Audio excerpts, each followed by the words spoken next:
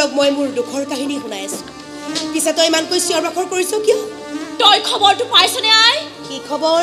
প্ৰায় কুৰিখন দিগা মেলি লৈ সদাগৰে বডিজলৈ যাত্ৰা কৰিছে হয়নে সতাকৈ তেজাল পুত্ৰ সন্তানক হেৰুৱাৰ পাছতো সদাগৰে বেপাৰ বাণিজ্যৰ কথা চিন্তা কৰিব পাৰিছে মানি গৈছো তেওঁৰ অসীম ধৈৰ্য শক্তি আৰু মোৰ পিতৃদেৱে এনেকুৱা এজন ত্যাগী অহংকাৰী ধৈৰ্যশীল মানুহক বশ কৰাৰ চৰ্ত আৰোপ কৰিছে মোৰ ওপৰত সদাগৰে পূজা দিলেহে বোলে মই মন্ত্ৰত পূজা পাম বাকী দেৱ দেৱীয়ে জন্মৰ লগে লগে দেৱলোকত পূজা লাভৰ যোগ্য হয় আৰু মই পূজা ভাগৰ কাৰণে ইমান কঠিন পৰীক্ষাত বহিব লগা হৈছিল সেই কাৰণে মই কওঁ মোৰ সৰ্বনাশৰ বুৰঞ্জী বেলেগে দেখা নাই লিখিছে স্বয়ং মোৰ পিতৃদেৱে ভোলানাথৰ ওপৰত খং কৰি লাভ নাই আই বিশ্বই জানে যে তেওঁ কিমান আপোন ভোলা ইমানেই আপোন ভোলা যে তেওঁৰ বাবে তেওঁৰ কন্যাতকৈ তেওঁৰ ভক্তৰ গুৰুত্ব বহু বেছি মন কৰা হলে তেওঁ এবাৰ সদাগৰক ক'ব পাৰিলেহেঁতেন মোৰ চৰণলৈ এপাহ ফুল এপাহ বেলপাত দলিয়াই দিবলৈ পিতৃদেৱৰ আদেশ সদাগৰে কেতিয়াও অমান্য নকৰিলেহেঁতেন আৰু ময়ো সদাগৰৰ সম্ভৱ নগৰত ইমান বেছি ধ্বংসলীলাৰ সূচনা কৰিব নালাগিলহেঁতেন পিছে নকয় ভোলানাথে নকয় নিজ কন্যাক পূজা দিবলৈ কৈ দেৱলোকত পৰিয়ালতন্ত্ৰৰ পৃষ্ঠপোষক হোৱাৰ বদনাম বুটলিব নোখোজে তেওঁ এনেকৈয়ে দিছে মত্তত মোক পূজা এভাগ বিচাৰি হাহাকাৰ কৰি মৰিবলৈ এতিয়া পিছে কি কৰিম বুলি ভাবিছ আই সদাগৰৰ অনুপস্থিতিত কিবা বিনাশ কাৰ্য কৰি একো লাভ নাই তেওঁ বাণিজ্যৰ পৰা উভতি অহালৈ মই অপেক্ষা কৰিব লাগিব পিছে নেতাই তই এটা মোক কথা কচোন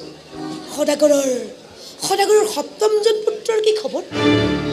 কিমানমান ডাঙৰ হৈছে সি যথেষ্ট ডাঙৰ হৈছে মাকে তাক বুকুৰ মাজত লৈ বহি থাকে যাতে আন 6 পুত্ৰৰ দৰে তাক কোনেও কাঢ়ি লৈ নাযায় তাৰমানে সদাগৰে বাণিজ্যৰ পৰা উভতি অহা মানে তাৰ সপ্তমজন পুত্ৰ বিবাহযোগ্য হৈ উঠিব আই এতিয়াই যি সবল সুঠাম ল'ৰাটো হৈ উঠিছে সেই সবল সুঠাম ল'ৰাটোৰ আয়ুস ৰেখাডাল বা কিমান দীঘল হয় নাজানো সদাগৰে এইবাৰ তাক ৰক্ষা কৰিবলৈ কাক বা বিচাৰি আনে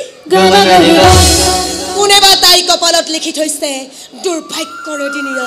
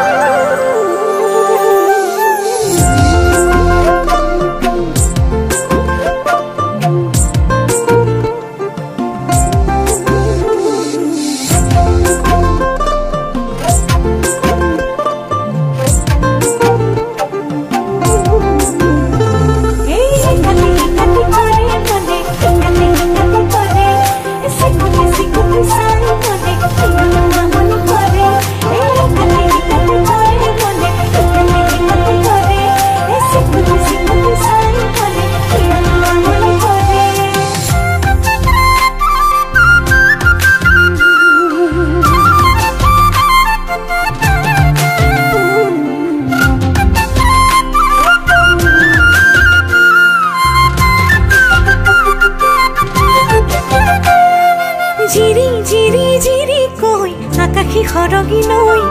বুকুৱে দি যায় বৈ মনৰ কথা কৈ জিৰি জিৰি জিৰি কৈ আকাশী খৰগি লৈ বুকুৱে দি যায় বৈ মনৰ কথা কৈ ভাল পোৱাৰে ৰং লুকাই আছে নুকো মৰম হেৰাই যায় মেঘৰে আৰু যা মন পক্ষী সপোন মনলৈ